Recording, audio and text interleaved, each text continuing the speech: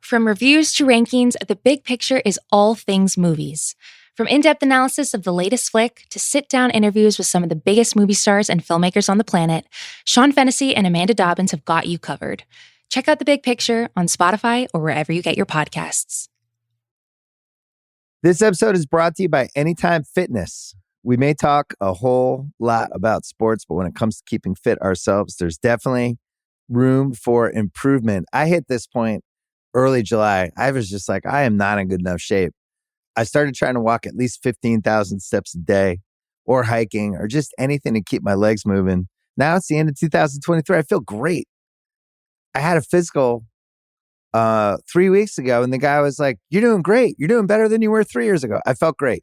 Whatever your goals are, progress is possible thanks to Anytime Fitness. Get a personalized plan and support from an expert coach anytime, anywhere. Visit anytimefitness.com to try Anytime Fitness for free. Start to train for your life. Terms, conditions, and restrictions apply. See website for details. This episode is brought to you by State Farm. From your morning podcast to your afternoon playlist, State Farm knows you personalize your entire day. And that's why State Farm helps you personalize your insurance with the State Farm Personal Price Plan. It offers coverage options that help protect what you care about most at an affordable price just for you. Like a good neighbor, State Farm is there. Prices vary by state. Options selected by customer. Availability and eligibility may vary. I need sports staff to clear the room. Stand up and walk now. Hello and welcome to The Watch. My name is Chris Ryan. I am an editor at TheRinger.com, and joining me live from the Hex, it's Andy Greenwald. It's the most wonderful time of the year. What time is that? Thursdays. Oh yeah, I love Thursdays with you, man. Greenwald, I'm in a really good mood today. I don't know about you, but I just feel like the sun came back out here in Los Angeles. A giant oak tree fell around the corner from my house. And I just saw the city come together and just carve that bad boy up and just like take care of it. And buses, are running on time. Agatha Harkness? No, it was just actually like, the Garcetti just pushed the button and the Lumberjacks came out. I didn't even know that LA had a squad like that. So the vibes are good. Today on the show, we're going to talk a little bit about WandaVision going into the finale. So by the time you hear this, you may have already watched the finale for all I know, but I thought we would talk a little bit about that. And as an extension of a little bit of our collective breakdown that we had on Monday's pod, I thought we would address that. I also want to get into the only film that I will be watching for the rest of 2021, which is Amazon Original Films' Tom Clancy's Without Remorse, which is a movie that was made from like, they took a piece of my DNA, like the Prometheus alien, and just made a movie out of it. We're also going to talk a little bit about Party Down coming back. Where do you want to go first? And It's a Sin. We're talking It's a Sin. Of course, yeah. And we're also talking about the best show of the year. It's a Sin. So we finished that. So I would say it's a 5-episode show. It's me and Andy's favorite show of the year so far. So save the second half for when you have finished the show, I would say. We're going to talk with spoilers. But Andy and I wanted to devote the second half of today's show to It's a Sin. Yes. But first, everyone's favorite topic, WandaVision. I just wanted to come back and say you were very kind to say that we had a collective meltdown. I think I had a meltdown. Yeah. Personally on Monday. And specifically, I just wanted to say that like I don't love some of the things that I said on Monday in retrospect, and I kind of wanted to address it and also just kind of apologize. Basically, first of all, my opinions about the show I stand by and we'll continue to talk about in detail on next Monday after we've seen the finale. But as Chris was alluding to, we kind of got swept up in talking about the discourse around the show, which is a little bit meta, a little bit tricky, a little bit difficult to manage and juggle, and probably not the best move, especially if you also have a case of the Mondays, as I definitely did. And what happened was I mentioned a tweet that I had seen by somebody. I mentioned it.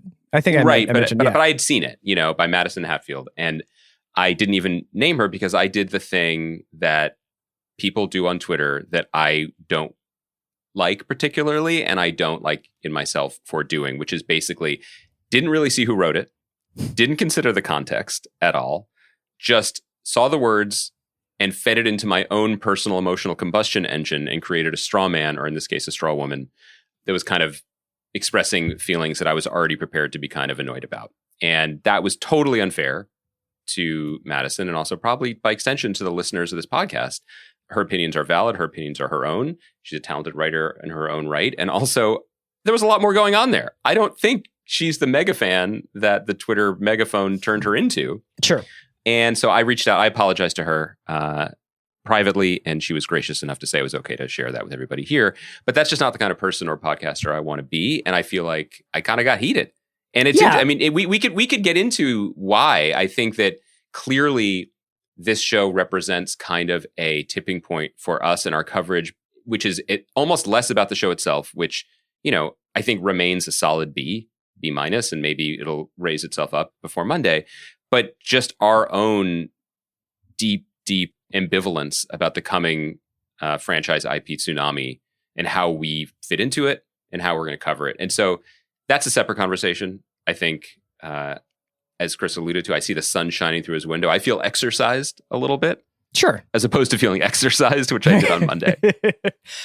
Where to start with this? I think it's worth, if you don't mind, like pulling the curtain back a little bit and saying that I feel like there has been an accelerated cycle that reminds me a little bit of Thrones with this, where something becomes central and sort of essential to talking about pop culture like WandaVision has. And some people might be like, if you just don't like it, why would you talk about it? And I think that that's actually been a rule that we've abided by for the majority of the near decade that we've been doing this podcast. Like, people often will be like, you guys haven't talked about this, you guys haven't talked about that for certain shows. And for the most part, the reason why Andy and I don't do that is either we haven't had a chance to really dive into it, or we didn't particularly care for it, but we're not here to piss on anybody's party. You know, so like if you like that show, well, you don't need two guys being like, here's why this show isn't as good as people think it is. And I feel annoyed that I let myself fall into that with WandaVision.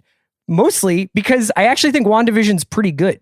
Like, if you go back the 6 weeks that we've been talking about this, or the 7 weeks that we've been talking about this, we definitely started out on the right foot. I think I have always expressed my feeling that I was much more, I think I appreciated the craftsmanship of the show way more than I connected with the show. And that's just me being honest about like whether or not something is unlocking anything for me. The same way that I think when we talk about It's a Sin, I almost had a hard time understanding the craftsmanship of the show because it was so emotionally overwhelming. Do you know what I mean? Like, these things can go in different ways. You can experience culture in so many different ways. It's the same reason why, like, you can love a piece of punk rock that's barely 2 chords and not care for prog rock that's clearly the work of people who went to the Berklee School of Music. I mean, everything has a purpose in your life.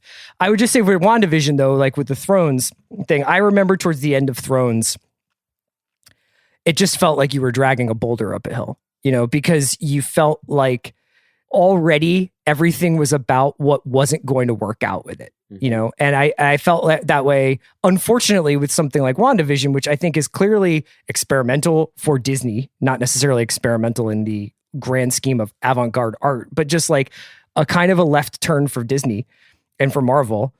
And I think all of a sudden I got very caught up in a lot of the same feelings I had towards the end of Thrones, where it was like, they're not pulling off what they think they're pulling off, or what people have been led to believe this thing is actually, it's not going to be that. And that honestly doesn't really have too much to do with the story they're telling, the performances that are telling that story, and everything else. So I feel bad about that. You know, it was funny, like, I don't know the validity of this story, but like, you know, Paul Bettany gave some interview and he was basically like, I am the Luke Skywalker cameo. Like, the Luke Skywalker level cameo that people were referring to is me being White Vision at the end of the show. And now I feel like Paul Bettany is my number 1 draft pick for dudes who may not have checked their email and been like, oh yeah, by the way, Reed Richards is on this show. Like, he may have no idea if something else is coming. And he might also be Benedict Cumberbatching this, where Benedict Cumberbatch had to swear for like 2 years that he wasn't Khan in Star Trek. And then like was like, psych, I am. Also, I wouldn't be surprised if Benedict Cumberbatch is in tonight's episode of WandaVision. As Khan. Yeah. Potentially as Khan. Yeah.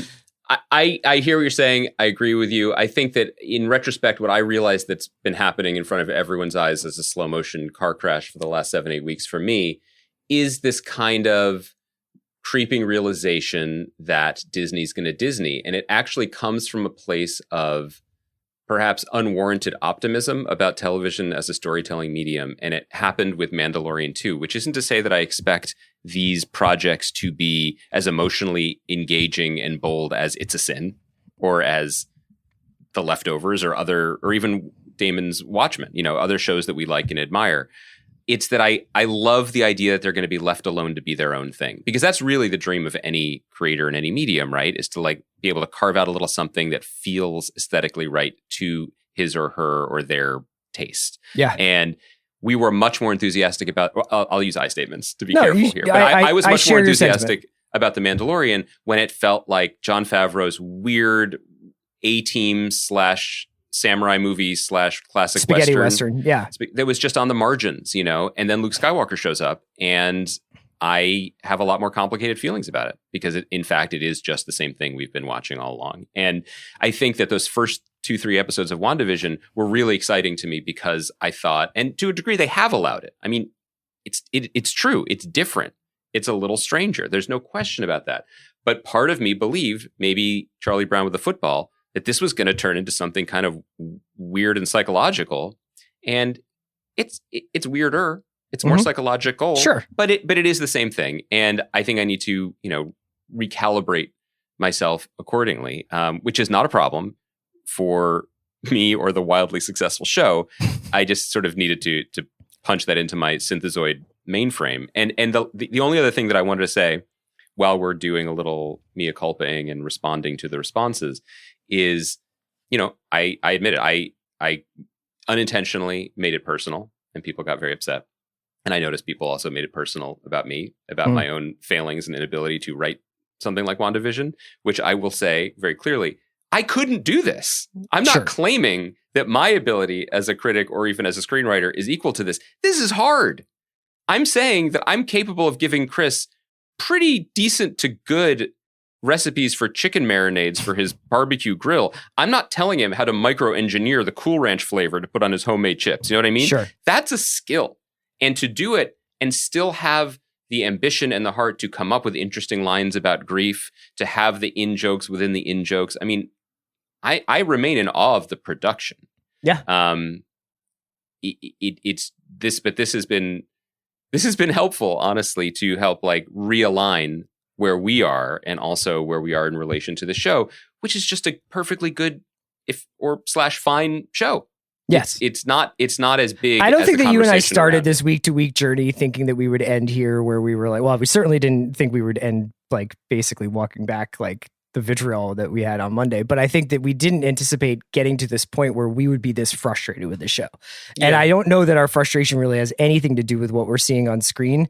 I think it's two people kind of working out this honestly like kind of fucked up like push-pull relationship we have to the IP that we talk about all the time. And, sure, we try to give as much time as we can to the stuff that we love, no matter what it is. So whether it's Mandalorian or it's I May Destroy You or it's things that like nobody cares about, apparently, like The Head, like we'll talk about it and enjoy it.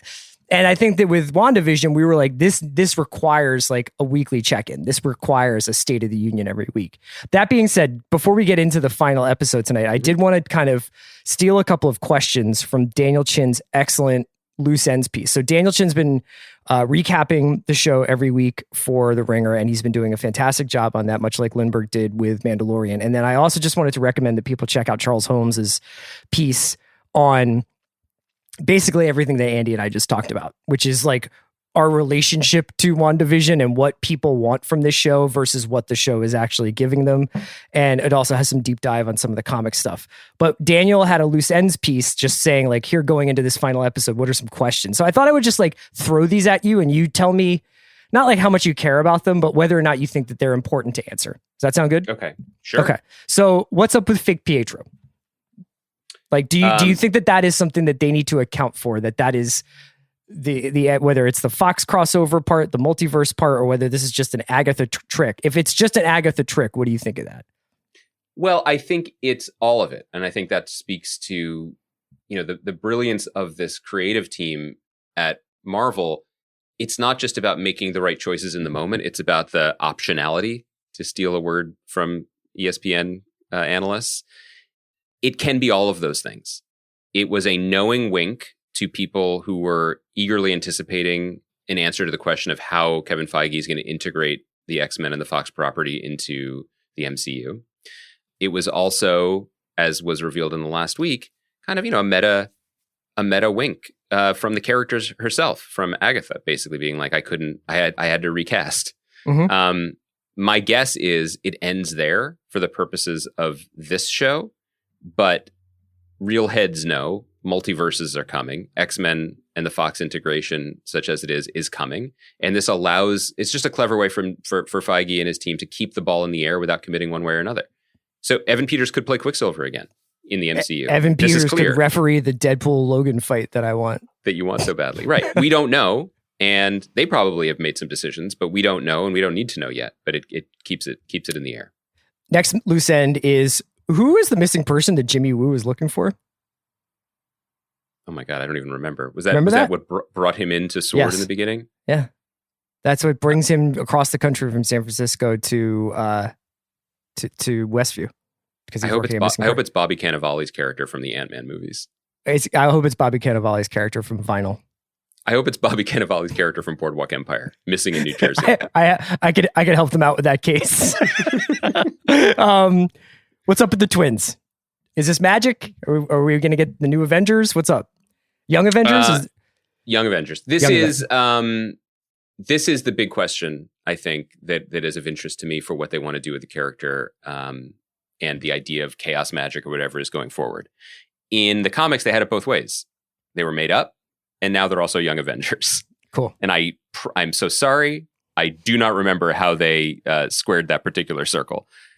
My guess is she made them up, or that they are going to put them away. While they set up whatever's coming next. Is it possible that the next move for Wanda is to, as now a magic user in this universe, will she go seek out Dr. Stephen Strange? Can you help me? Because I know there are multiverses out there where my children are real, where Vision is alive, where Evan Peters is Pietro. Can you help me find them? Perhaps in a multiverse of madness coming to theaters near you. I mean, I hope that could be a setup.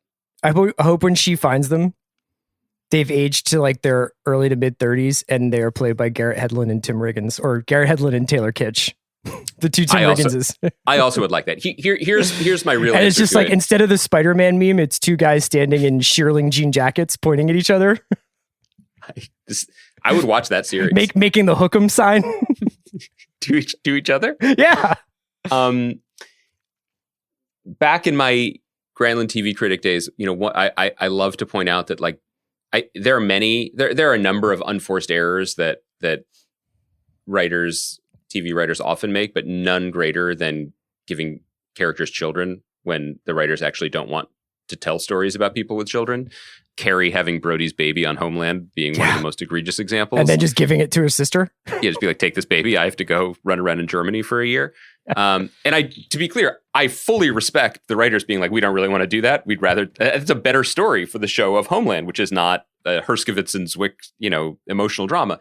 All this is to say, I don't think the Marvel team is going to make that unforced error. I don't think they want to, especially with this, all the work they put into building Wanda as a major character and superhero in this universe. I don't think they're going to make her a single mom, because that's not the story that they're going to tell at this moment. Best example of great parenting on television that I've seen recently is in the Netflix show Behind Her Eyes, which I watched recently.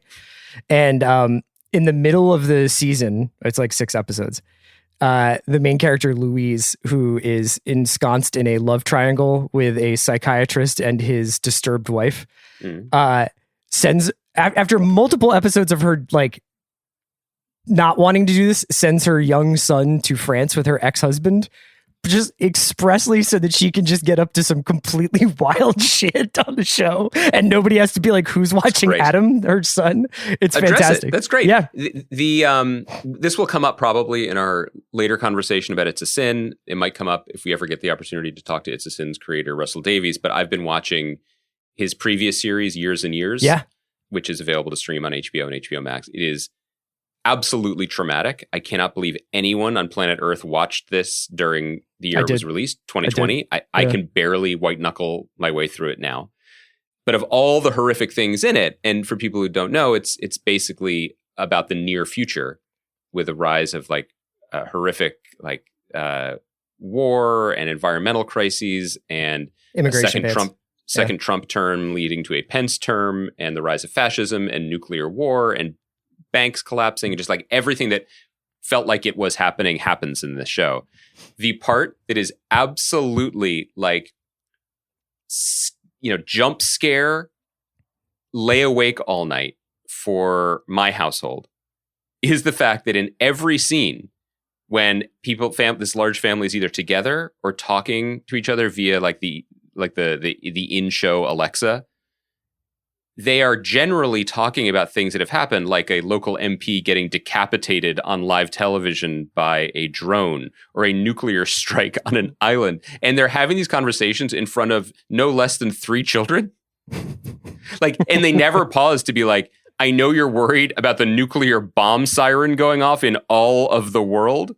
Instead, they're like, this is the perfect time to get into it with great grandma about her incipient bias and racism. And I'm like, there are children here. There are children in the room. I'm going to burn through the last couple of our loose ends. Dottie, played by Emma Caulfield. Do you think that she was definitely presented as somebody who I think we thought might be more important in this story early on when she like cuts her hand at the pool party, remember? Oh, right. Do you think she has anything coming up next episode or no? No. She's not canon, is she? Not that I know of. Yeah. And the last one is Ralph, which I think on one hand is just like a funny joke that you could say is like a sitcom trope of like my husband, but like as we were all sort of like maybe reading too much into this and thinking, is Mephisto coming out of this? Like what's the deal? Like who's Ralph? Who's her husband? Do you think that there's a possibility that there is another character reveal possibly there? I think it's possible, but I also think it's worth noting just because I think the lesson that I'm trying to internalize is that just because this was spread out over 8 or 9 episodes, the Marvel playbook is still the Marvel playbook. Mm-hmm. And they don't need to answer things too quickly. I think it can also work want on to 2 see levels. So they put the big stars, or they put significant stars in this show. I still want to see whether or not they'll give up a plot point to a TV show. No matter how important streaming is to them, will they introduce the villain of the next faves of the MCU in the last episode of a Disney Plus streaming show? I would be very surprised. I think that Feige wasn't lying when he said this TV show exists to set up Doctor Strange 2. Mm-hmm. I think that the juggled schedule suggests that there wasn't anything crucial happening here that would Falcon and Winter Soldier was supposed to be over before WandaVision began, and now it's leading in reverse order into each other, which makes me think that if suddenly, Al Pacino in red body paint swaggered out from behind the sword van, and then he's just like, gotcha, and then all of a sudden it's back to Prague with our buddies Bucky and Sam, like I feel like that would be tonally strange. I agree. I also think that for as much credit as we give to Feige and Marvel for flooding the zone with really out there comic book concepts, they are generally smart about the portions in which they deliver them. So this massive restructuring, not just of hinting at a multiverse, not just of completely empowering Wanda to the point of almost abstraction, but making magic such an important part of the Marvel universe outside of that one movie where Khan from the Star Trek universe was wearing a cape. I feel like that's probably enough for now. Yeah. Okay. That's all I got for because Wanda. The thing is, Chris, like this is the perfect, in a way, like summation of this mini conversation. They don't need to. Everybody's watching and talking about it, and people seem to really love it. They have another show coming in 2 weeks. Yeah. You know what I mean? Loki's coming not too far after that. Like a month after that, yeah. They don't have to. They're going to give us stuff that's entertaining, but they don't need to break out the big guns. Let's talk about the real cinematic universe that matters. And that's the late Tom Clancy standing on the deck of a Navy battleship, wearing a hat of that Navy battleship, and writing books about the Cold War and the post-Cold War and what that means to me as a podcaster, but also as an American. I cannot explain to our listeners how psyched I am for Without Remorse. I feel like I need it as like a tonic. I need it as like an alkaline drink. It's gonna revitalize me. It's like electrolytes. And it stars Michael B. Jordan, who will eventually become, I guess, Mr. Clark in the Clancy verse. It's his origin story of this like CIA kind of operative, this shadowy, completely off books guy. And it is directed by Stefano Sollima. I just can't believe this part. I can't believe this. Who directed Sicario, Day of the Soldado, 000, several 000 episodes, and a bunch of Gomorrah. It also stars Jamie Bell and Guy Pearce splitting the duties of Edward Norton from Bourne Legacy. I want to be clear here. They really look like they were split like an atom. Yes. From one character. Maybe not evenly, because Guy Pearce has a couple inches on J. Bell, but it is just wild that they look almost interchangeable in this trailer. And it was written by Taylor Sheridan, who obviously wrote the Sicario movies, wrote and directed Wind River, and writes and directs Yellowstone. Like, it looks sick. I need this movie. I need like a great action movie thriller like this. I think it will be absolutely bankrupt of morality. Like, yes. It is like a very, very fucked up portrait of like American defense lust. But I still really want to watch it, and I want to watch it now. I mean, I can't believe your karma in getting this, because when the trailer... I deserve it. I think you've had a rough year, Dad. It's fine. when I heard about the trailer and like the existence of this, yeah, this is funny. And you and Sean Fennessy started just doing backflips on Soch about it. You know, I was like, I'm happy for them. It didn't even mean like I wouldn't watch it, but that wasn't on my to-do list. And so then in preparation for talking to you today, I fired up the trailer, and then I was like, boy, they're really biting Sicario vibes hard here. The music is from Sicario. Yeah, it's the big, like, you know, Prometheus Blatz. Boy, 2 shots to Prometheus in one show. And then it says that it's Sollima and Sheridan. I mean, how did one guy get so lucky? Every 15 months, my hand comes through. Here's what I want to say about this. And this is also clarifying, I think. Does this look morally bankrupt? Yeah, it sure does. Yeah. But that is not my approach to a movie like this. What I want, Chris, here's what I am. You know what I mean? I'm an old school blue collar coach. You know what I mean? I'm Gene Hackman in Hoosiers, basically. Almost, you can't really tell the difference. And what I want is I want players in the best position to succeed. And if you're going to make right-wing jerk-off movies like this, make the best possible one you can. Like light dudes from Gomorrah on fire in their BMWs. And get those people to make it. You know what I mean? Like, don't half-ass this. Don't give me Affleck or Pine. Give me MBJ. You know what I mean? Don't give this to some journeyman like a John Turteltaub or something. Give it to the Sollima. Bard of bloodshed, Stefano Sollima. So I'm with you, and I'm thrilled, and I will gladly lose multiple brain cells to this motion picture. Here's another hope I have, is that introducing Clark, or, you know, in this film, he's named John Kelly, I think. Wasn't John Kelly the chief of staff? Yes. Are there no more Wonder Bread names to come up with? Jack Ryan, what I'm hoping Tom is Kelly? that they remake Clear and Present Danger with Krasinski and Jordan, and they recalibrate the Jack Ryan that we have now back to a little bit more of the analyst dork that he's supposed to be in the books. A bunch of people on our Slack were talking about this yesterday, and they were right. Like, Bauman was talking about, like, Jack Ryan's supposed to be like an analyst who keeps finding himself in fish out of water situations, not like a greased up dude who like is able to fight his way out of situations.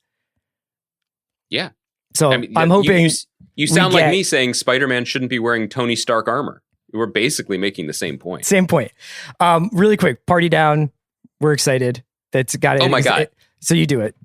Yeah. I mean, do you guys know about this show? You must, right? That one of the great comedies of the pre-streaming prestige era was this show Party Down that relatively few people saw when it was on. It was on Starz, produced by Paul Rudd and Rob Thomas, who did Veronica Mars and many other shows, created by and run by John Enbaum.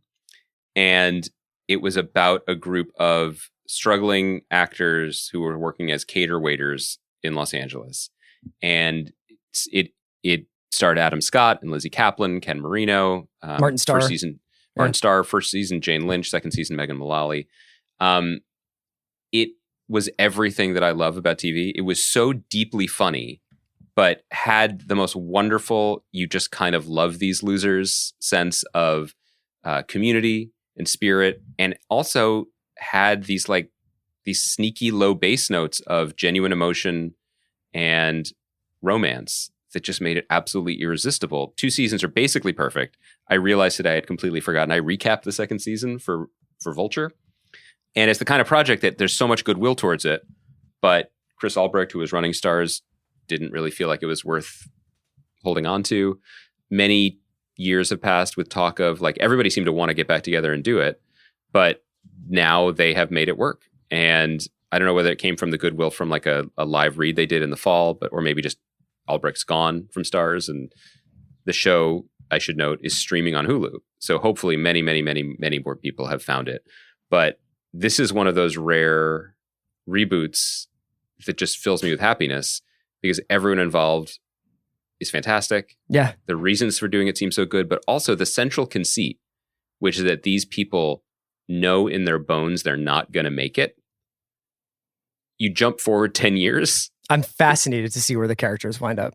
There's a lot of potential pathos and comedy there in a way that's really nice. And it's just, this isn't exactly my Amazon Presents Jack Ryan's Without Remorse, but it's pretty exciting. It's a purely happy story. Yeah, I'm really excited for it. You know, that show and Eastbound were the two that really woke me up to the possibilities of what comedy could do on TV in this era. And so it's really cool. Obviously, McBride has continued to make not variations on Eastbound, but kind of variations on Eastbound, and continued to put out really good stuff. But I feel like this group of people still had a lot of stuff to say and do. And so I'm really glad that they're coming back. Did the shows you mentioned also open you up to the possibilities of what Adam Scott could do on television, or was it the graphic HJ he received in Tell Me You Love Me that really made it clear? I already had this guy was all about tons that of life. Adam Scott stock because of that. Let's take a quick break, and when we come back, we'll discuss It's a Sin. This episode is brought to you by Mint Mobile. New Year's resolutions are fun the first couple of weeks. Then you kind of maybe conveniently forget about them halfway through January. No shame. It happens to us all. But this year I have a foolproof plan, at least when it comes to saving money. Just switch to Mint Mobile and you're done. Goal accomplished. Because for a limited time, their wireless plans are $15 a month when you buy a 3-month plan. The great thing about Mint Mobile is there's no jaw-dropping monthly bills or unexpected overages, and all plans come with unlimited talk and text.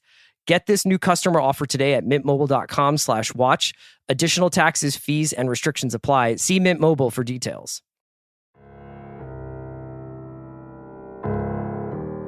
Okay, man. We're going to talk about the final 3 episodes of It's a Sin. I think we addressed the first 2 episodes in our initial conversation, just to sort of remind folks about what it is in case they don't know. And we're going to be doing spoilers here. So if you don't know, you might want to just hold on to this conversation until you finish the show itself. It's created by Russell T Davies and entirely directed by a guy named Peter Hoare, who I'd never heard of before, but does absolutely astonishing work.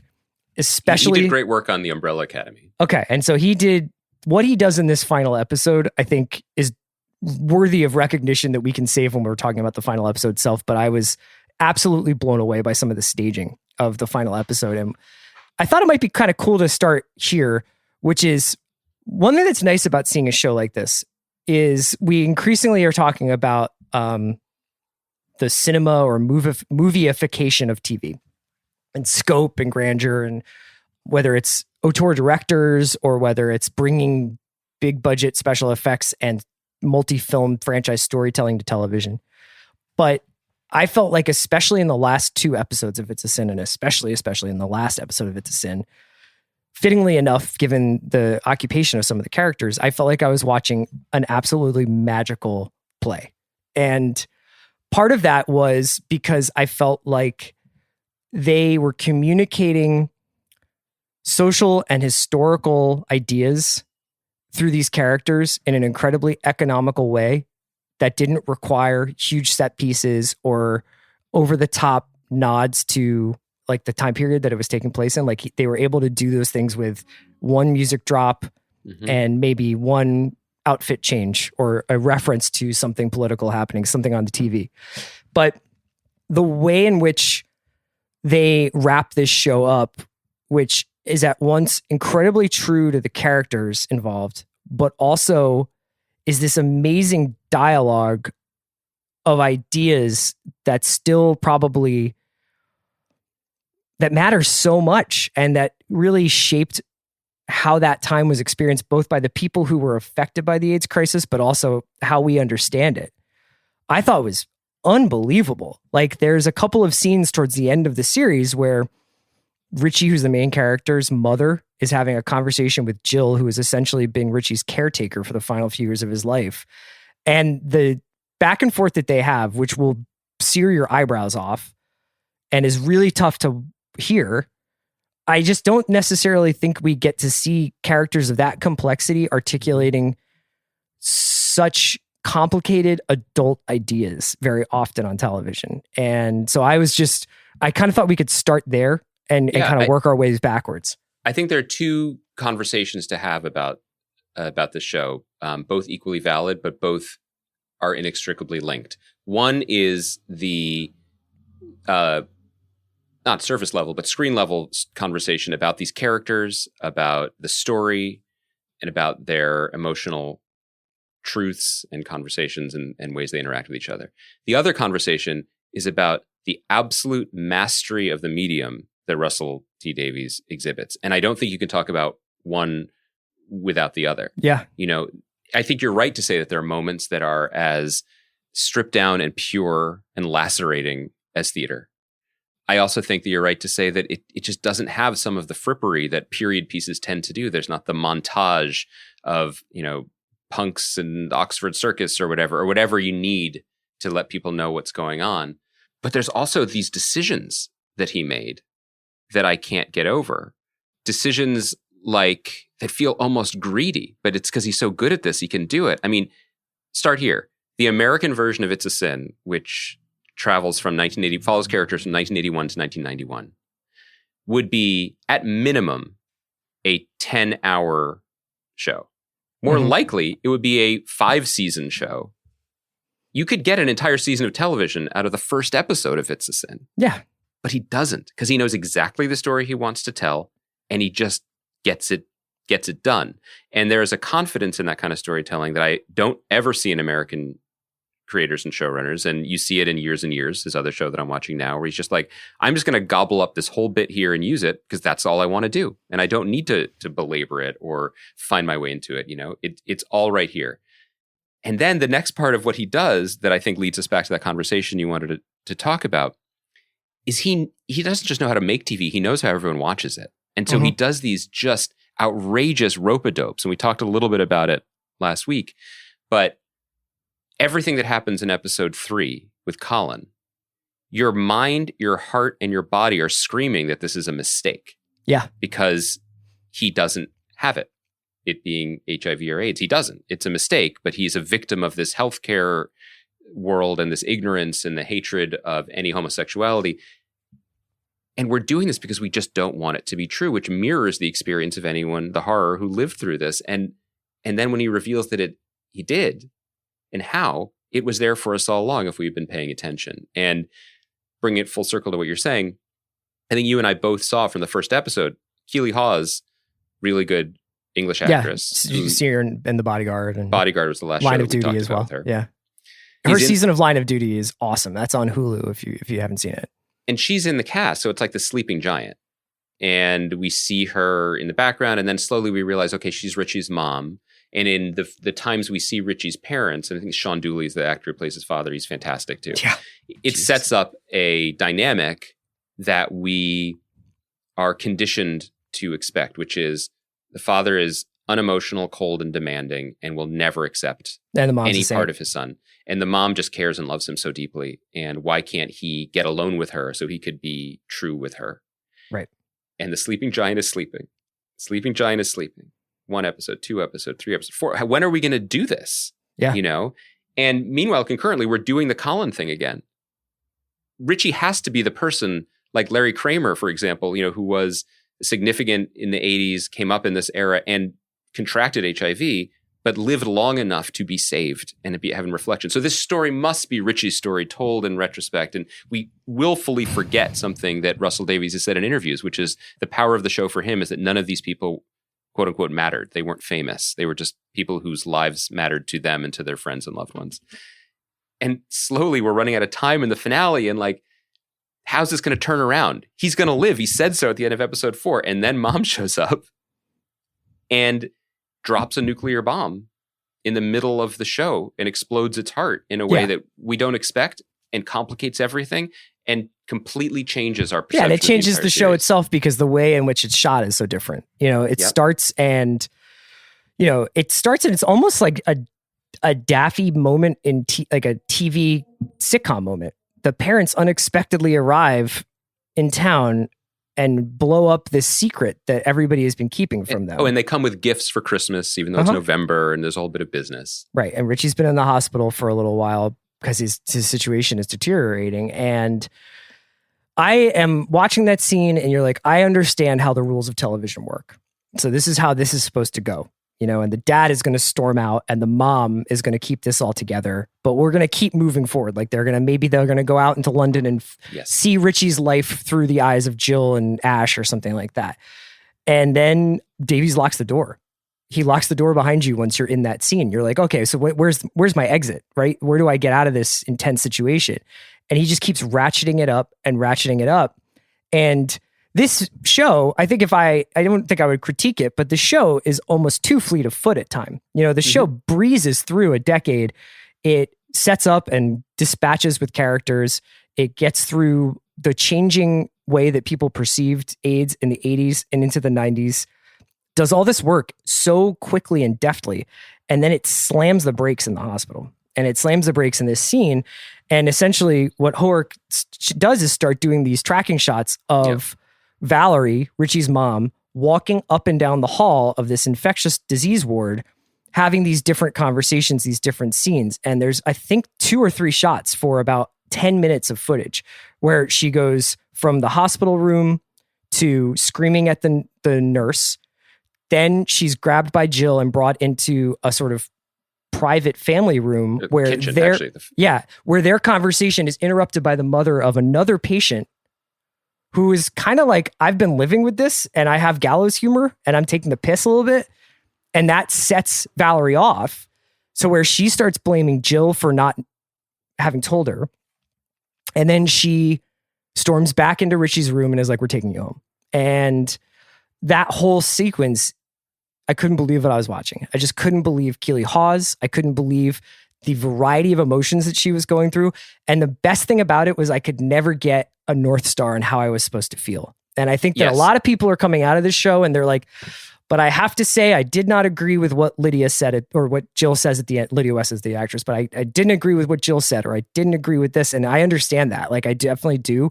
But I think one of the hardest things that we've been going through as a television watching culture is separating what a character says from what the author of the character's words necessarily believes.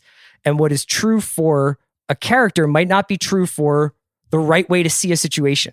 But what I was blown away by was that Davies takes these archetypes, the Nightingale figure of Jill, the saintly mother of Valerie, and really, really fucking complicates them over the last 30 minutes of a show.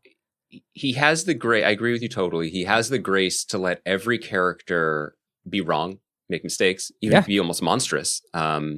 Richie's denial and shame, as is revealed in the finale, led to him most likely infecting many other people. Yeah. For as awful as Valerie has been and can be, she is his mother and she holds him because she doesn't care if he's infectious. She loves him, in her way.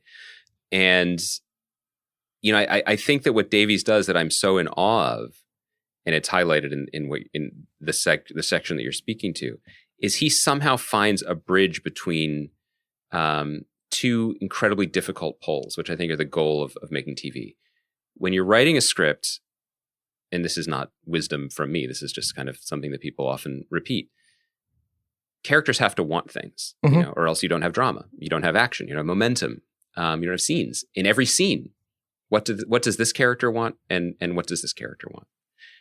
That sometimes runs afoul of reality, because in reality, if we're being honest, nobody knows what the fuck they're doing. Nobody knows. Yes. And Nobody also knows. what they want can change because there is a chain reaction in their interaction with another person.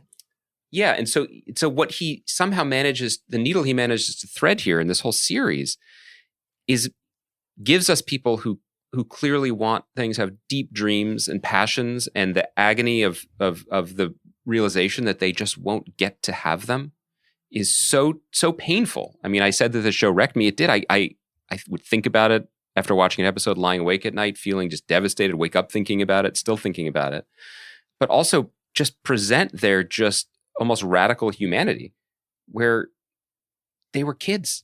Nobody knew. And, for as vicious as the show is towards bigots of all stripes, conservatives, people like Richie's mom, and she just gets walloped at the end by Jill, there is still room in whether it's Davies' heart or the show's heart to at least grant them the humanity that maybe they didn't know any better too, and I think that's why I struggle to fully articulate my admiration and love of this show, because it just messed me up, Yeah. And this is a period of time, we should say, where sometimes I think we're a little bit older than our listenership. Maybe that's not the case, but you and I were kids in the 80s. We weren't living in New York or in London. I don't think either of us were that particularly connected to gay culture or to, the crisis of life that emerged with AIDS. But near the end of high school, I volunteered at a group in Philadelphia called Action AIDS. It was on people's radar. Popular songs and, people that we really admired talked about it. But this is my own failing. I didn't, maybe it's also being a kid and feeling invincible, but there was a piece missing, in my understanding. And when I watch this and I see young people get bulldozed by cruelty and fate, and the most monstrous virus imaginable, it just kind of unlocked something and undid something in me. Yeah. I mean, I think that you and I grew up in very similar situations where we were going to private school in Philadelphia, Quaker schools, where there was a pretty progressive, I would imagine, sexual education, if not curriculum, at least culture of sexual education. Mm-hmm. And we grew up at a time where... Did your school teach erotic thrillers like mine did? Yeah, we watched Sliver. It was an elective, but... But I was just, my wife and I were talking about this last night. I grew up thinking sex could definitely kill you. That was definitely one of the tentpole ideas that you were introduced to as you were coming into your sexual awakening, was that this might kill you, or you might get somebody pregnant and they might not be able to get an abortion because of the politics of this country. And so I think there was a lot of fear coming into our flowering, or whatever the hell you want to call it, our adulthood. And I remember watching Pearl Jam Unplugged and Eddie Vedder writing pro-choice on his arm at the end of the concert, when they were playing their last song. And I was that was there's that. And then there's imagine being 18 and going to Heaven nightclub in London and how different those two experiences must be. You know what I mean? You can't even begin to quantify what that effect that would have on you growing up. But also, it's also a testament to the power of really good art, which I think this show is. It's one thing to be talked to or lectured on or educated about. Those are not. It was great when Michael Stipe wore 8 T-shirts promoting important causes. I agreed with those causes, whether they were gay rights or environmental action. But there's a surface level of communication there. It's not Michael Stipe's fault. It's not, it's ultimately it was my fault for not learning more about things or understanding them in my bones or empathetically in my life. But I think that that's what art can do. It can actually bring you into the boots of someone going to these nightclubs and seeing their entire futures cut down like a scythe, And so that's also why, probably, when Sorkin writes the biopic about this podcast, watching It's a Sin while watching WandaVision may come up. I'm trying to interrogate my own emotional reactions here. And I think just one show, they're not the same. It's great. Hopefully everyone watches and enjoys both. Yeah. I would never argue that one is more important than the other in people's lives because everyone needs a lot of different things all the time. That's not for me to say. But I do think that some of my vehemence or my exasperation came from having the wind knocked out of me by something so powerful and wishing that the superlatives of the culture were turned towards that. That's not fair, but I do think that watching the show at this moment influenced, perhaps unfairly, my reading of another show. Yeah, I mean, I think that the other thing I was thinking about, this is unfair again, but the It's a Sin WandaVision connection is the difference between surprise and twist, and the difference between being genuinely taken aback by something that happens or something that somebody says versus just having that thing weaponized against you or having that surprise weaponized against you is really quite a juxtaposition. And that doesn't even necessarily have to be some huge plot twist as much as it's just like a sentiment. Like I mentioned this to you on a text message, but my holy shit moment of this show, probably aside from most of the second half of the last episode, is when Richie goes to the riot or the demonstration that turns into like a police, confrontation with the police in London.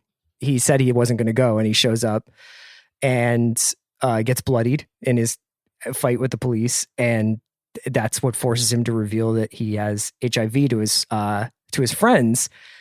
And there's this moment where it's like, oh, this somber thing, and then the next cut, it's his saying like, "I'm gonna live," and then they hard cut to "Heaven is a Place on Earth" as they go to the credits, and you just know right then that that's not going to be what happens.